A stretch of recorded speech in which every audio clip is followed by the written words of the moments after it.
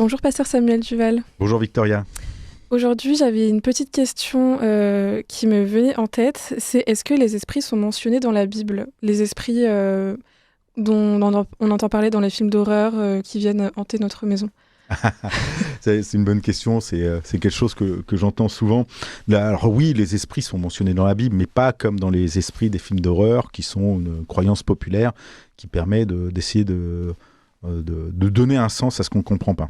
Dans la Bible, on mentionne des esprits, par exemple, un des passages dans l'Ancien Testament les plus connus, c'est quand tout à coup Saül, qui n'entend pas la parole de Dieu lui parler, convoque l'esprit de Samuel, mais ce n'est pas l'esprit de Samuel qui vient, pour l'interroger sur la victoire qu'il aurait ou pas en attaquant les Philistins. Et ce qui est intéressant, c'est que dans la Bible, on ne remet pas en cause l'existence des esprits, on nous dit de ne pas avoir de contact avec eux.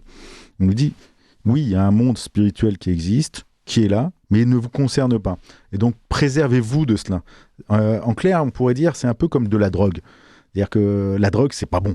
C'est quelque chose qui va nous détruire, on va devenir dépendant, c'est quelque chose qui va créer en nous un changement d'état, un changement d'humeur, un changement d'autre chose.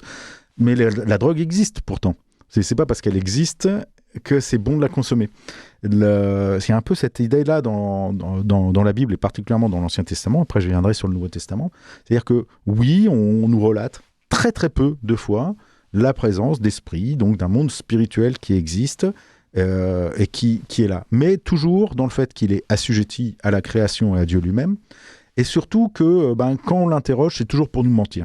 Ça ne nous amène jamais rien de bon. C'est-à-dire que Saül, quand il va interroger l'esprit va lui mentir et ça va lui être compté comme quelque chose de négatif. Donc, la conclusion de cela, c'est vraiment un interdit dans l'Ancien Testament d'être en contact avec ce monde magique ou spirituel. Non pas parce qu'il n'existe pas, mais d'abord parce que si on est en contact avec, il ne peut rien nous apporter de bon. C'est pour ça que je prenais l'exemple de la drogue. Elle existe, oui, on peut se faire un trip, etc., mais ça ne nous apportera jamais rien de bon, jamais rien. Même si nous, on a l'illusion que ça l'apporte. Donc déjà, ça, c'est peut-être la première chose par rapport aux esprits. Le monde spirituel, il existe. N'ayez pas de lien avec, parce que d'abord, ça ne vous apporte rien, et que si ça devait vous apporter quelque chose, ça ne peut être que négatif. Là, la bonne nouvelle quand même derrière, c'est que au temps de Jésus, on va avoir beaucoup de manifestations d'esprits, de démons ou d'autres choses qui sont là, qui sont concentrées dans le Nouveau Testament et même dans toute la Bible, sur le temps où Jésus est présent. C'est-à-dire, quelque part, on a l'incarnation de Jésus, et à ce moment-là, il y a le monde spirituel aussi qui se manifeste. C'est intéressant que ça soit cadré et centralisé dans ce temps-là. Il y a quelques manifestations ensuite avec Paul dans le Nouveau Testament, mais elles sont très courtes. Il y en a très très peu en termes. Et donc cette concentration, elle a toujours le même message. C'est quand les esprits sont confrontés à Jésus, c'est pour dire, nous savons que tu es le Fils de l'homme, nous savons que tu es le Fils de Dieu, nous savons que tu es venu pour sauver les hommes, surtout fais pas ce que tu as à faire, parce que nous, on est foutus. Et il y a toujours cette prise de position de Jésus qui dit non, maintenant c'est fini. C'est-à-dire que c'est ce qu'on appelle chasser les démons, Jésus qui libère, la délivrance, tous les mots qu'on peut entendre, ce qui amène tous les trucs d'exorcisme dont on peut parler, mais qui en réalité sont la manifestation que ce monde spirituel n'a plus aucune emprise sur nous parce que Christ est vainqueur dessus. Ça, c'est la réalité qui nous est apportée dans la Bible.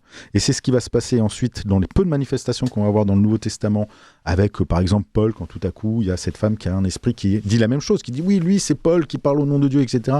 Et Paul, il en a marre, il a fait taire pour manifester l'autorité que Christ peut avoir dessus. Et donc, on va avoir un peu comme dans l'Ancien Testament cette même idée, que les esprits, ça existe, bien sûr, mais que maintenant, même si on a cette crainte qu'il y ait une maison qui soit possédée, qu'il y ait des personnes qui soient possédées, n'importe quoi, ou un monde spirituel qui nous angoisse, il y a une victoire définitive qui a été proclamée sur ce monde spirituel, qui est celle du Christ. Et donc, si la peur nous envahit, s'il y a cette crainte, s'il y a cette croyance populaire qui est là sur les esprits, de toute façon, le message biblique nous dit ça, maintenant, ça a été vaincu par le Christ une fois pour toutes.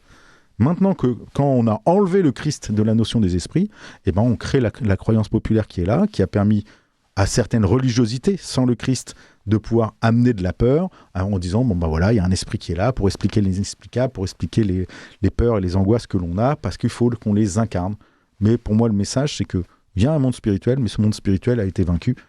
Et donc, on n'a plus à en craindre. Et dans la mesure du possible, on n'a pas à avoir de lien avec, parce que de toute façon, sinon, ça serait comme une drogue.